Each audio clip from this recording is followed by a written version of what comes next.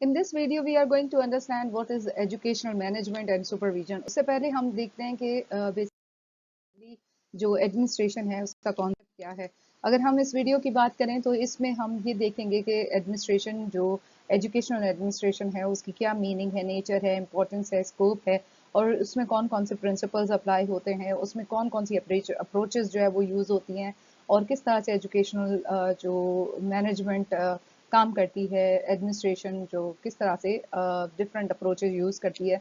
इसको रिलेट भी करेंगे कि इस्लामिक कॉन्सेप्ट क्या है एडमिनिस्ट्रेशन का और इसकी डिफरेंट डायनेमिक्स और प्रिंसिपल्स क्या हैं। अगर हम मेन कंटेंट्स को देखें तो एजुकेशनल एडमिनिस्ट्रेशन मीनिंग, नेचर, इसकी importance, scope, approaches, basic principles और स्पिरिट ऑफ इस्लामिक एडमिनिस्ट्रेशन और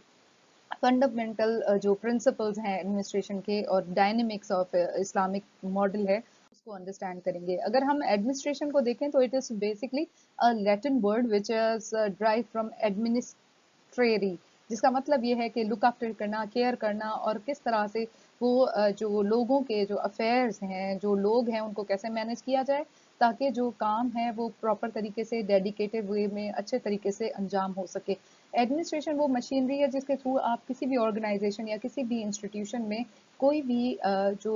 काम है उसको प्रॉपर तरीके से मैनेज करते हैं, उसको अंजाम देते हैं और एडमिनिस्ट्रेशन के थ्रू ही कोई भी काम आपका एफिशिएंट वे में अच्छे तरीके से अच्छे स्ट्रक्चर के साथ कंप्लीट हो सकता है।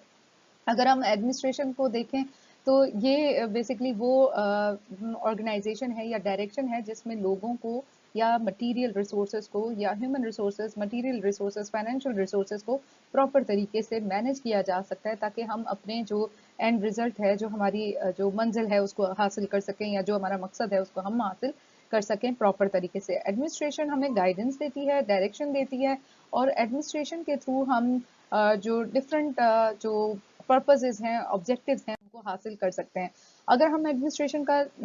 जो नेचर है उसको देखें तो ये यूनिवर्सल भी है। यूनिवर्सल मतलब कि इसको वर्ल्ड ओवर एक्सेप्टेबल है, हर एक इसको यूज़ करता है अपनी ऑर्गेनाइजेशन में, अपने इंस्टीट्यूशंस में ताकि अब उनके काम जो है वो प्रॉपर तरीके से हो सकें, एजुकेशनल जो ऑब्जेक्टिव्स हैं वो अचीव हो सकें, जो एजुकेशनल एम्स हैं उनको प्रॉपर तरीके से अचीव किया जा सके। हॉलिस्टिक है, हॉलिस्टिक का मतलब ये है कि अगर आप एडमिनिस्ट्रेशन ले रहे हैं तो उसमें एज अ होल सारे कंपोनेंट्स को लिया जाता है, किसी एक कंपोनेंट को ये नहीं कहा जा सकता कि ये एडमिनिस्ट्रेशन है। एडमिनिस्ट्रेशन के अंडर आपकी financial resources, material resources, human resources, आपके अदर रिसोर्सेज, वो सारी रिसोर्सेज मैनेज हो रहे होते हैं। तो इसको होलिस्टिक वे में होलिस्टिक कहा जाता है और कंटिन्यूस और ऑन गोइंग प्रोसेस होता है क्योंकि इसमें ये नहीं होता कि आपने अगर फॉर टाइम पीरियड आपने कोई ऑर्गेनाइजेशन जो है वो उसको उसकी कोई ना कोई एडमिनिस्ट्रेशन रखी और उसके बाद आपने उनको फ्री हैंड दे दिया, आपने छोड़ दिया कि अब इसमें कोई एडमिनिस्ट्रेशन नहीं है, do whatever you want to do, इस तरह से कोई भी काम अंजाम नहीं होता। फिर इसलिए इसको गोल ओरिएंटेड कहा जाता है कि इसका कोई ना कोई पर्पज़ होता है। Without any purpose, without any गोल कोई भी ऑर्गेनाइजेशन में अगर एडमिनिस्ट्रेशन है तो वो एडमिनिस्ट्रेशन का काम ये है कि उस गोल को अचीव कर सके। कोई अगर ऑर्गेनाइजेशन है जिसका पर्पज़ ये है कि लोगों को खाना खिलाना है तो किस तरह से वो सारा मैनेज किया जाएगा। अगर एडमिनिस्ट्रेशन एजुकेशनल एडमिनिस्ट्रेशन में देखें तो बच्चों को अच्छी तालीम, क्वालिटी एजुकेशन और एफिशिएंट वे में उनको पढ़ाने के लिए कौन कौन सी हमें चीज़ें रिक्वायर्ड होंगी, कितनी टीचर्स रिक्वायर्ड होंगी, कितने मटेरियल रिक्वायर्ड होगा, एविएट्स कितने, ऑडियो विजुअल एड्स कौन से रिक्वायर्ड होंगे, वो सारी चीज़ें हम प्रॉपर तरीके से तभी अंजाम दे सकते हैं, वो तभी वो गोल अचीव हो सकता है जब जो एडमिनिस्ट्रेशन है वो अपना प्रॉपर तरीके से काम करती है। ये सोशल और ह्यूमन नेचर के मुताबिक होती है जो कोई भी एडमिनिस्ट्रेशन है। तो स्कूल एडमिनिस्ट्रेशन डिफरेंट होगी, कॉलेज एडमिनिस्ट्रेशन अलग होगी और जो आपकी यूनिवर्सिटी की एडमिनिस्ट्रेशन है वो अलग होती है। उसमें डिफरेंट तरह से जो टास्क है उनको कंप्लीट किया जाता है, डिफरेंट तरीके से गोल्स को ओरिएंट जो कंप्लीट किया जाता है, गोल्स अचीव किए जाते हैं। तो उसकी ये थोड़ी सी वेरिएशन होती है और सोशल और ह्यूमन नेचर के मुताबिक इसको बनाया जाता है और इसको इम्प्लीमेंट किया जाता है। डायनामिक है और क्रिएटिव और इनोवेटिव है। अगर हम डायनामिक देखें तो ये हमें नज़र आता है कि आप हर तरीके से इसको यूज़ कर सकते हैं, इनोवेशन लेकर आ सकते हैं, क्रिएटिविटी लेकर आ सकते हैं, क्रिएटिविटी इज योर इमेजिनेशन और इनोवेशन जब आप उसको जब इम्प्लीमेंट करते हैं, कोई भी चीज़ लेकर आते हैं, कोई उसको प्रैक्टिकली करते हैं, तब उसको इनोवेटिव कहा जाता है। अगर एडमिनिस्ट्रेशन के प्रिंसिपल्स देखें तो ये लोगों के काम को डिवाइड करना कि कौन सा काम किसको करना है, डिवीजन ऑफ वर्क पे कंसिस्ट करता है। एडमिनिस्ट्रेशन का काम है कि वो अथॉरिटीज़ जो है वो रिस्पॉन्सिबिलिटी लें और अकाउंटेबिलिटी करें, अपनी भी और अपने एम्प्लॉयज़ की, अपने एडमिनिस्ट्रेशन के जितने भी लोग हैं उनकी, उसमें डिसिप्लिन जो ऑर्गेनाइजेशन है उसके डिसिप्लिन को मेंटेन रखें। कोई ऐसा काम, कोई भी ऐसा शख्स जो कि डिसिप्लिन को वायोलेट करे तो उसके लिए एक्शन लेना, और unity of command, unity of direction के आपकी जो डायरेक्शन है उसकी एक यूनिटी होगी। आप अगर सबऑर्डिनेशन है, कोई सबऑर्डिनेट है किसी भी इंडिविजुअल का, तो किसी एक इंडिविजुअल के इंटरेस्ट के मुताबिक नहीं काम होगा, बल्कि आप ऑर्गेनाइजेशनल इंटरेस्ट के मुताबिक उन सारे इंडिविजुअल्स को के इंटरेस्ट को ध्यान में रखते हैं। जनरलाइजेशन की जाती है कि हर एक के साथ जिस तरह से बाकी वर्ड ओवर जो प्रैक्टिसेस की जाती हैं वही प्रैक्टिसेस आप अपने ऑर्गेनाइजेशन में अडॉप्ट करेंगे। इक्विटी होगी, ट्रांसपेरेंसी होगी, क्वालिटी अश्योर किया जाएगा, स्केलर चेन ऑफ कमांड होगा, ऑर्डर दिए जाएंगे, इक्विटी की बात होगी, इक्वल बेसिस पे सबको बेनिफिट्स दिए जाएंगे, इक्वालिटी की बेसिस पे सबको जो है वो काम डिवाइड किया जाएगा। और स्टेबिलिटी ऑफ टेन्योर और ऑफ पर्सनल के जो भी लोगों के जो टेन्योर्स हैं उनका ख्याल रखना, उन टेन्योर के उस टेन्योर के मुताबिक उनको वो फैसिलिटीज़ प्रोवाइड करना, उस टाइम पे उनको कोई ऐसे हर्डल्स क्रिएट ना किए जाएं ताकि जो लोग हैं वो डिस्टर्ब हों और अपना काम प्रॉपर तरीके से ना कर सकें। इनिशिएटिव लिए जाएं ताकि आप प्रॉपर तरीके से जब इनिशिएट लेंगे तो उसमें आप अपने एडमिनिस्ट्रेशन को प्रॉपर तरीके से बता रहे हैं कि आप किस तरह से अपनी जो ऑर्गेनाइजेशन है उसमें क्वालिटी काम लेकर आते हैं या क्वालिटी को प्रेफर करते हैं। उसके बाद जो स्पिरिट ऑफ द ग्रुप है वो बहुत मैटर करता है। ये जैसे फ्रेंच वर्ड है स्पिरिट भी, कॉप्स के जो भी आपका ग्रुप है उसका स्पिरिट बहुत मैटर करता है। एजुकेशनल एडमिनिस्ट्रेशन को अगर देखें तो हम एडमिनिस्ट्रेशन जो एजुकेशनल है वो रेफर करती है उस गाइडेंस को, उस लीडरशिप को, उस कंट्रोल को जिसमें एजुकेशनल इंस्टीट्यूशंस अपने प्रोग्राम्स ऑफर करती हैं एजुकेशनल गोल्स को अचीव करने के लिए। जितनी भी अचीवमेंट्स करते हैं उसमें जो भी लोग जिम्मेवार होते हैं, जो भी लोग काम करते हैं, जो लोग उस चीज़ गोल अचीव करने के लिए एफर्ट्स करते हैं, उनको एजुकेशनल एडमिनिस्ट्रेशन के ज़िम्मे में लेकर आया जाता है। और it is higher level authority that determines policies, जैसे कि हायर लेवल पे पॉलिसीज़ बनाई जाती हैं, उनमें जितने भी गोल्स हैं, जितने भी एम्स हैं,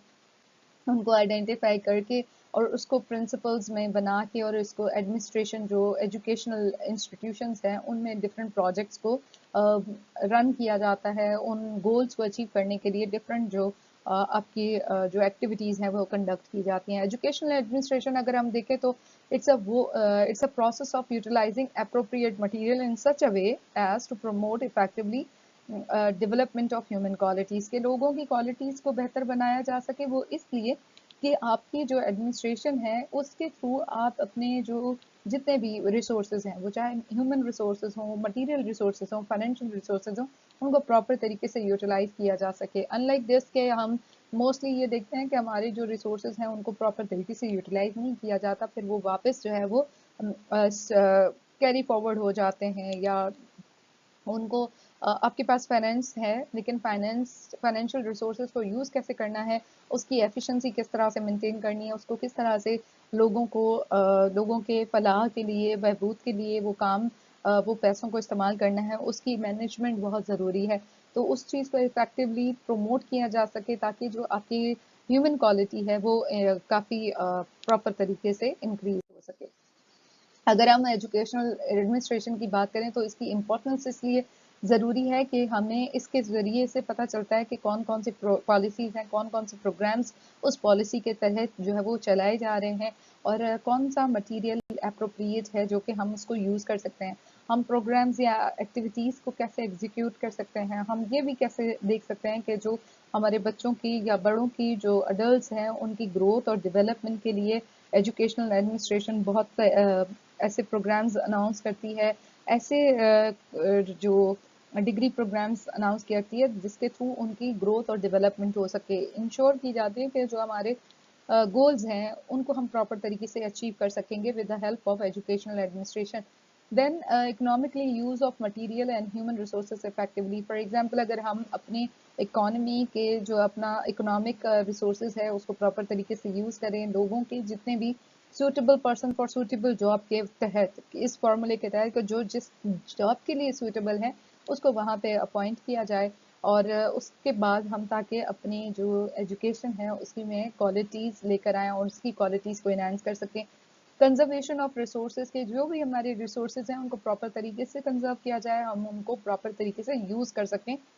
और ना सिर्फ यूजेज हो बल्कि उसका ऑप्टिमम यूज हो कि उसमें से मैक्सिमम हम किस तरह से क्वालिटी लेकर आ सकते हैं, मैक्सिमम उसको किस तरह से यूज कर सकते हैं। अगर हम एडमिनिस्ट्रेशन के जो डिफरेंट एलिमेंट्स देखें तो पोस्ट कॉर्प जो है उन्होंने बहुत ज़बरदस्त किस्म के जो 7 पॉइंट्स हैं वो दिए हैं ऑलरेडी। इस पे मैं एक वीडियो भी बना चुकी हूँ स्पेसिफिकली पोस्ट कॉर्प पे। उन्होंने सबसे पहले जो बात की है वो ये है कि प्लान किया जाए किसी भी चीज़ को कंडक्ट करने के लिए। सबसे पहले आपके पास प्लानिंग हो और प्लानिंग फेज के बाद आप नेक्स्ट फेज पे जाते हैं ऑर्गेनाइज करना।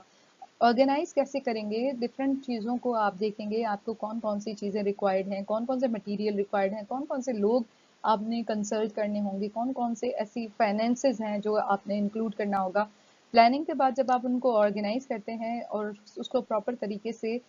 डिसिप्लिन वे में उसको सेटल करते हैं, उसके बाद आता है स्टाफिंग करना कि उससे रिलेटेड जो भी आपने प्लान बनाया था कि इतने आपको लोग रिक्वायर्ड होंगे, इतने आपके जो है वो लोग कौन कौन सी कंडीशन के लिए कौन कौन सी पोजीशन के लिए रिक्वायर्ड होंगे, तो अब उनको रिक्रूट करना या उनकी स्टाफिंग करना। उसके बाद जब आपने स्टाफिंग कर ली या रिक्रूट कर लिया, एम्प्लॉय कर लिया, उसके बाद आप नेक्स्ट स्टेप पे जाते हैं डायरेक्शन देना, उनको उनकी कैपेसिटी बिल्डिंग करना, उनके लिए ट्रेनिंग प्रोग्राम्स बनाना, उनको गाइड करना कि किस तरह से आपने काम को अंजाम देना है और कौन कौन से हमारी डेडलाइंस है जिनको हमें मीट करना है। फिर कोऑर्डिनेट करना कि किसी को अगर प्रॉब्लम हो रही है तो उनको बताया जाए कि आप इस प्रॉब्लम को इस तरीके से सॉल्व कर सकते हैं, आप इनके ऑल्टरनेटिव्स देख सकते हैं और इसमें से जो भी बेस्ट पॉसिबल ऑप्शन होगा, डिसीजन होगा, वो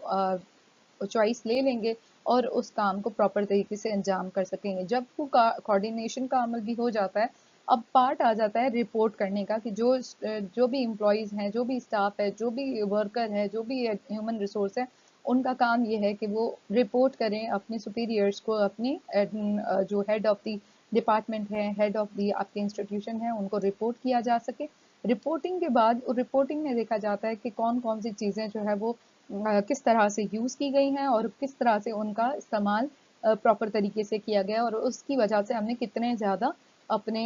जो गोल हैं अचीव किए हैं।